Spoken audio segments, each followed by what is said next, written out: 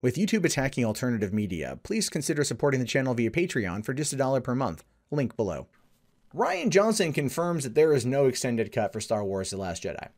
I find this to be interesting for a couple different reasons. But first, let's just get into the story here. So it says Star Wars The Last Jedi is still in theaters, but it doesn't mean we can't look ahead to the film's Blu-ray release and speculate on what may or may not be included. Any fans hoping for an extended cut, however, will be disappointed, as director Rian Johnson has confirmed that he has no intention of creating one for The Last Jedi. Why would he, really? The movie's made $1.3 billion, arguably less than Rogue One, which is interesting. Oh, no, a little more than Rogue One. I was mistaken. Way less than Force Awakens, but a little more than Rogue One.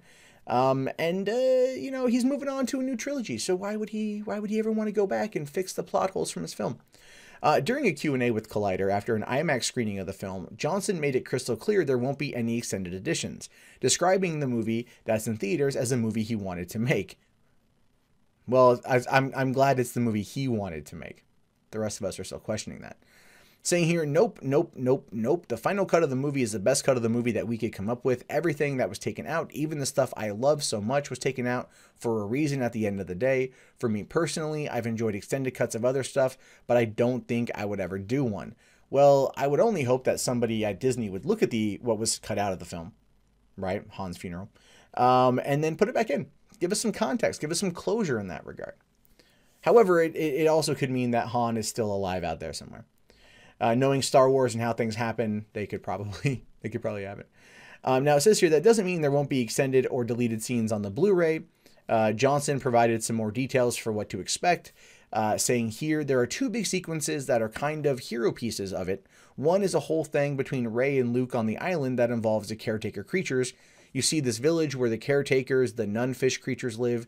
It's a sequence that I always really loved. It's a really beautiful sequence. There's another one where Rose, Finn, and DJ are sneaking through the Mega Destroyer, which is just another really fun, funny sequence.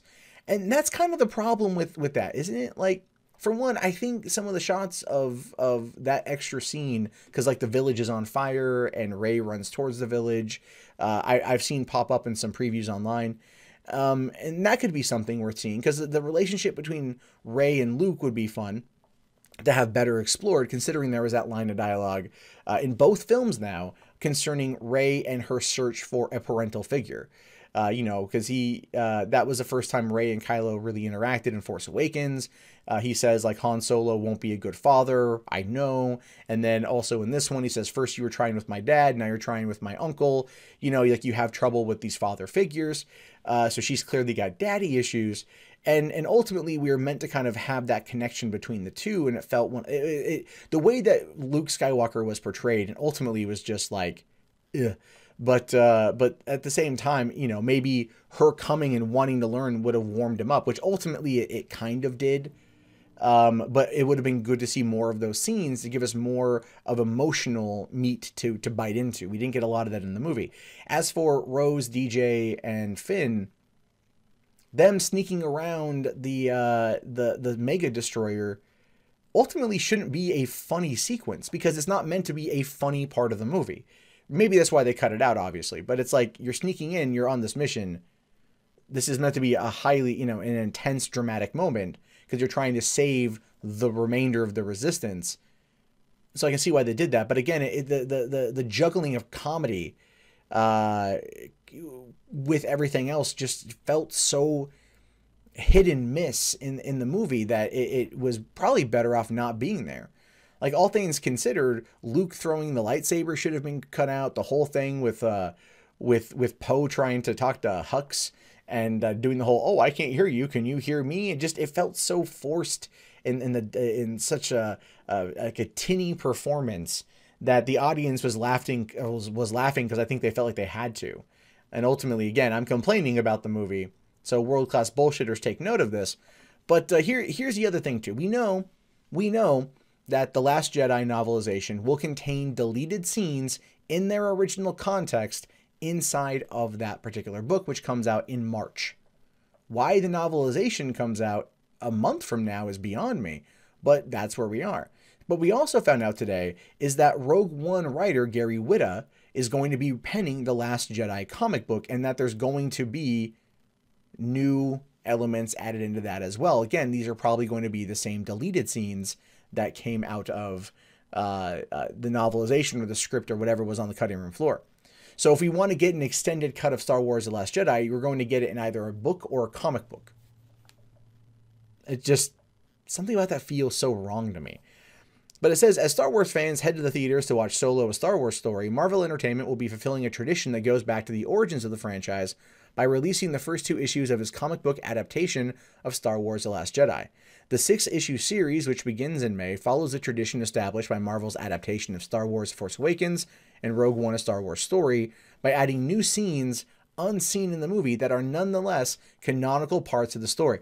That right there, like, I'm not against, like, having other little things be considered canon. But when you are crafting something like this, why not just make it fucking canon? You know, or put it in the damn movie or something. Because then it becomes confusing. And it can, if whatever is in here that's canonical goes into the next movie, becomes a reference, it will throw everyone else off. Like, that's why the architects of Star Wars are having so much, I think they're just in this utter sense of disarray, or utter state of disarray constantly, because they don't know what the hell they're doing. Now, so it's so it says that the series will be written by Gary Whitta, who was one of the screenwriters on Rogue One. He's also written episodes of Star Wars Rebels and everything else, and it comes out on May 2nd with a 2nd issue following later that month. So we're getting the deleted scenes that aren't going to be made into the extended cut into you know, a comic book, and then another book, and everything else. I don't know why they keep, I don't know what's going through their head right now boggles my mind. It's like, Rian Johnson should just at this point make the extended cut in order to have parity with the novels and the comics. Because I just feel like what Disney's doing, and it could be a Disney thing ultimately, because if Disney wants to sell these things, because keep in mind, merchandising is their biggest pull, then yeah, by saying, oh, well, these books, the new extended universe, not the legacy, right? Or the legends, sorry, but the new EU has got all this new canonical content, and you got to read it to find out. It's like, that's their plan, which is where the writers group is spending most of their time working on. They had no plan for episode 8 or 9 following the release of Force Awakens. They had no plan for the feature films. So everything they're doing is all ancillary to the movies, which is just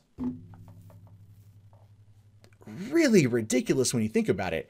And we end up with things like this that are not only going to confuse fans who don't know about this if these things are referenced later on, it's going to anger fans who are feeling like they're getting ripped off by content that's being purposefully left out of the movie and put into a comic. It's like movie DLC, but you got to buy for a book. So either way, it's stupid.